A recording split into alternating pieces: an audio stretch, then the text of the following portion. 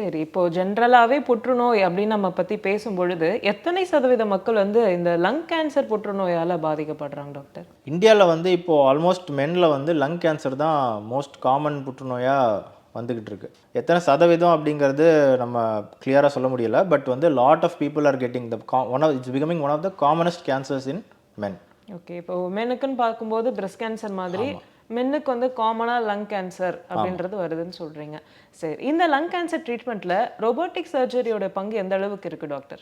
Lung கேன்சருக்கு வந்து surgery அப்படின்னு சொல்லி நம்ம சொல்லும்போது நிறைய விதத்தில் நம்ம சர்ஜரி பண்ணலாம். முன்னாடியெல்லாம் ஓப்பன் சர்ஜரி பண்ணிட்டு இருந்தாங்க. பெருசாக ஓப்பன் பண்ணி நம்ம கையை உள்ளே விட்டு சர்ஜரி பண்ணுவோம். அதுக்கப்புறம் வேட்ஸ்ன்னு வந்தது. வேட்ஸ்னா வீடியோ அசிஸ்டட் தொரகோஸ்கோபிக் சர்ஜரி.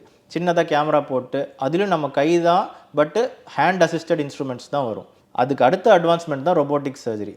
ஸோ லங்கை பொறுத்த வரைக்கும் எல்லாமே ஒரு ஃபைன் ஆர்கன் வந்து, ஸோ சின்ன சின்ன இடத்துல போய் நம்ம ஆப்ரேஷன் பண்ணுற மாதிரி இருக்கும். ஸோ இந்த ரோபோட் வந்து என்ன பண்ணுன்னா, நம்ம தான் கண்ட்ரோல் பண்ணுவோம் ரோபோட்டை. பட் ரோபோட்டுக்கான ப்ரெசிஷன், அந்த மூமெண்ட்ஸ் எல்லாமே வந்து இன்னும் ஃபைனாக இருக்கும். ஸோ அந்த ப்ரெசிஷனோட சர்ஜரி பண்ணலாம். அந்த துல்லியமாக சர்ஜரி பண்ணக்கூடிய இது வந்து அந்த ரோபோட் வந்து நமக்கு கொடுக்குது. ஸோ ரோபோட்டிக் சர்ஜரி வச்சு நம்ம என்னென்ன ஓப்பன் சர்ஜரியில் பண்ணிட்டு இருந்தோமோ அது எல்லாமே ரோபோட்டிக் சர்ஜரியில் பண்ணலாம் at a better recovery rate. இப்போது ஓப்பன் சர்ஜரி பண்ணி 7 நாளில் வீட்டுக்கு போகிற பேஷண்ட் வந்து ரோபோட்டிக் சர்ஜரி பண்ணி 3 நாளில் வீட்டுக்கு போகிறதுக்கான வாய்ப்பு இருக்குது. அதே மாதிரி வந்து லென்த் ஆஃப் ஸ்டே இந்த ஹாஸ்பிட்டல் கம்மியாகுது. ஈஸியாக ஒர்க்குக்கு ரிட்டர்ன் பண்ண முடியுது பேஷண்ட்ஸுக்கு. ரிகவரி டைம் ஃபாஸ்ட்டாக இருக்குது.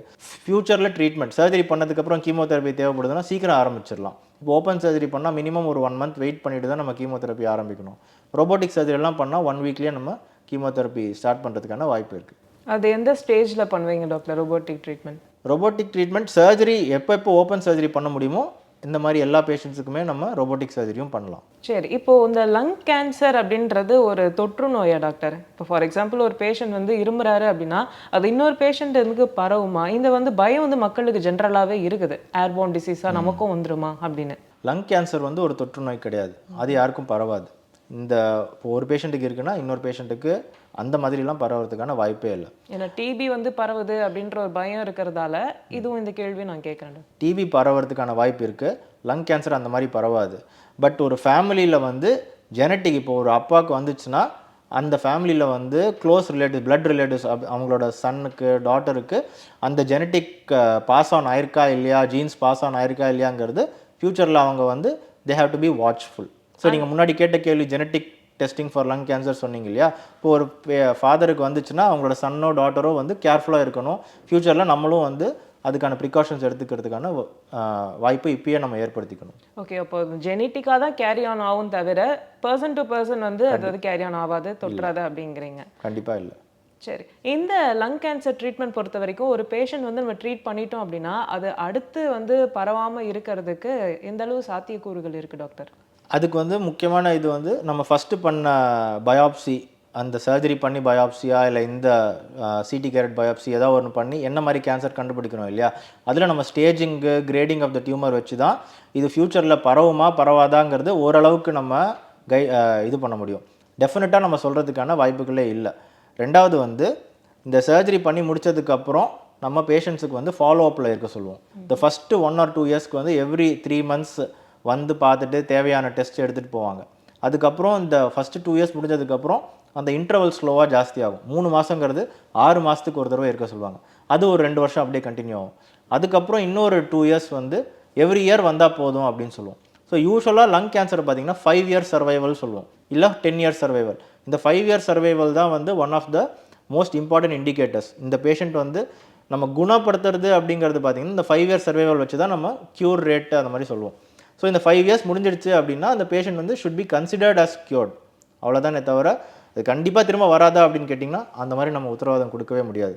5 years முடிஞ்சதுக்கப்புறம் எவ்ரி இயர் ஃபாலோ அப்பில் அவங்க இருந்துக்கிட்டே இருக்கணும். அது எந்த ஸ்டேஜாக இருந்தாலும் எந்த ஸ்டேஜாக இருந்தாலும் பரவாயில்ல, but they have to be on follow up every year. Okay. நீங்கள் லைஃப் ஸ்டைல் மாடிஃபிகேஷன்ஸ் பற்றி பேசும்பொழுது அப்பார்ட் ஃப்ரம் ஸ்மோக்கிங் ஃபுட் ஹேபிட்ஸும் நீங்கள் வந்து சொல்லியிருந்தீங்க. இப்போ நிறைய வந்து நம்ம பார்த்தோம்னா ஸ்மோக்டு ஃப்ரூட்ஸ், ப்ராசஸ்டு ஃபுட்ஸாக தான் இருக்குது.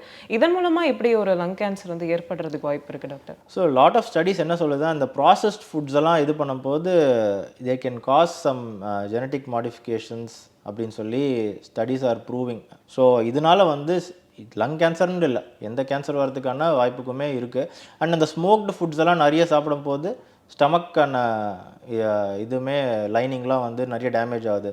ஸோ அந்த மாதிரி கான்ஸ்டண்ட்டாக டேமேஜ் ஆகிட்டே இருக்குன்னா it can lead to other cancers also. Okay, நம்ம ஸ்மோக் பண்ணுறதால வர கேன்சர் பற்றி நம்ம பேசிகிட்டு இருக்கோம். டைரெக்டாக அது வந்து அந்த லங்ஸை தான் பாதிப்படையுமா? அந்த உணவு குழாயை வந்து அது எந்த அளவுக்கு பாதிப்பை ஏற்படுத்தும் டாக்டர்? ஸ்மோக்கிங் வந்து is an independent risk factor for both lung cancer and esophageal cancer. Esophageal கேன்சருங்கிறது உணவு குழாயோட கேன்சர் தான். ஸ்மோக்கிங் பண்ணுறதுனால ஈசோஃபேஜியலில் கேன்சர் வரலாம், ஸ்டமக்கில் கேன்சர் வரதுக்கான வாய்ப்பு இருக்குது. அதே மாதிரி யூரினரி பிளாடர்லையும் கேன்சர் வரதுக்கான வாய்ப்பு இருக்குது. ஸோ இந்த 4 கேன்சர் வந்து have been link to smoking. Okay, இந்த லங் கேன்சர் மாதமாக இந்த நவம்பர் மாதம் ஃபுல்லாக வந்து நம்ம வந்து அவேர்னஸை க்ரியேட் பண்ணிட்டு வரோம். நேயர்களுக்கு இது தொடர்பாக நீங்கள் என்னென்ன சஜஷன் சொல்ல விரும்புகிறீங்க டாக்டர்? முக்கியமான சஜஷன்ஸ் வந்து யாராச்சும் வந்து ஸ்மோக் பண்ணிட்டு இருக்கீங்கன்னா தயவு செஞ்சு ப்ளீஸ் ஸ்டாப் ஸ்மோக்கிங். இது நான் வந்து ஒரு வேண்டுகோளாக வைக்கிறேன் ஃபார் தி யங்ஸ்டர்ஸ் எஸ்பெஷலி. அது வந்து you think it makes you look very cool in front of others, but வந்து லைஃப்பில் வந்து நிறைய ப்ராப்ளம்ஸ் வரும். அதனால் please stop smoking. And smokers ரொம்ப நாளாக ஸ்மோக் பண்ணிகிட்ருக்கீங்க அப்படின்னு சொன்னால் if you think you might be at risk for developing lung cancer வரதுக்கான வாய்ப்புகள் உங்களுக்கு அதிகமாக இருக்குதுன்னு நீங்கள் நினைக்கிறீங்கன்னா please consult a physician and see if you need to get screen for lung cancer. ஏதாவது ஸ்க்ரீனிங் தேவை அப்படின்னு சொன்னால். அண்ட் இப்போ வந்து பொல்யூஷன் இருக்குது, அடுத்த தீபாவளி எல்லாம் வரப்போகுது. ஆல்ரெடி நோன் ஆஸ்மாட்டிக்ஸ், கண்ட்ரோலாக இருக்கிற ஆஸ்மாட்டிக்ஸ்லாம் வந்து ரொம்ப ஸ்மோக்கில் போயிட்டு இது பண்ண வேண்டாம். அப்படி நீங்கள் வெளியே போயே ஆகணும்னா மாஸ்க் போட்டுட்டு போங்க. So apart from this, stay safe, stay healthy, have a safe and happy Deepavali. And இன்னொன்று நான் கேட்க விரும்புகிறேன் டாக்டர். சில பேஷண்ட்ஸ்லாம் இருக்காங்க, ஸ்மோக் பண்ணிகிட்டே இருப்பாங்க, என்னால் விடவே முடியலை அப்படின்னு சொல்லுவாங்க. ஸ்மோக்கை வந்து தொடர்ச்சியாக விடுறதுக்கு என்ன நீங்கள் சொல்ல விரும்புகிறீங்க டாக்டர்? இப்போது ஸ்மோக்கிங் டி அடிக்ஷன் சென்டர்ஸ்ன்ட்டு நிறைய இது இருக்குது. So it starts from psychotherapy, counselling, அதுலேருந்து வந்து நிக்கோட்டின் பேச்சஸ்ன்னு சொல்லுவாங்க. இந்த நிக்கோட்டின் தான் வந்து அடிக்டிவ் சப்ஸ்டன்ஸ் இந்த ஸ்மோக்கில். மோஸ்ட் இம்பார்ட்டன்ட்லி எல்லாமே அடிக்டிவ் தான், அதில் நிக்கோட்டின் வந்து ரொம்ப அடிக்டிவ். ஸோ இப்போ ஸ்மோக் பண்ணி நிக்கோட்டின் லெவலில் வந்து ரைஸ் பண்ணாமல் நிக்கோட்டின் ஸ்டிக்கர்ஸ் கிடைக்கும். அதை மட்டும் வந்து ஸ்கின்ல ஓட்டிட்டு to maintain a constant level of nicotine இந்த பிளட். ஸோ இந்த நிக்கோட்டின் பேச்சஸ்லாம் அவைலபிளாக இருக்குது. அது ப்ராப்பராக டி அடிக்ஷன் சென்டர் மாதிரி போயிட்டு அந்த கவுன்சிலிங் கொடுத்து கடைசியில் வந்து they will stop with the nicotine patches and slowly அதுலேருந்தும் கம்மி பண்ணி அந்த நிக்கோட்டின் பேட்சும் வெளியே எடுக்கிறதுக்கான ஏற்பாடுகள் அவங்க பண்ணுவாங்க. ஸோ இது வந்து ஒன் டே ப்ராசஸ் கிடையாது, நினச்சா நாளைக்கு விட்டுறலாம் அப்படின்னு சொல்லிட்டு. அந்த மாதிரியும் நடக்குது, but it's not such an easy process. So it's quite a big process. So அதில் வந்து பல்மனாலஜிஸ்ட் இன்வால்வ்டாக இருக்கணும், ஒரு சைக்கோதெரபிஸ்ட் இன்வால்வ்டாக இருக்கணும், ஒரு கவுன்சிலிங் எக்ஸ்பர்ட் இன்வால்வ்டாக இருக்கணும். முக்கியமானது தான் இந்த பேஷண்ட் வந்து வில்லிங்காக இருக்கணும். ஸோ எல்லாமே பண்ணிவிட்டு திரும்ப ஒரு 2 மாதத்துக்கு அப்புறம் போயிட்டு பேஷண்ட் நான் சிகரெட் பிடிக்க போகிறேன் அப்படின்னு சொன்னால் இவ்வளோ நாள் பண்ண எஃபர்ட் எல்லாமே வேஸ்ட்டு அந்த பேஷண்ட்டுக்கு.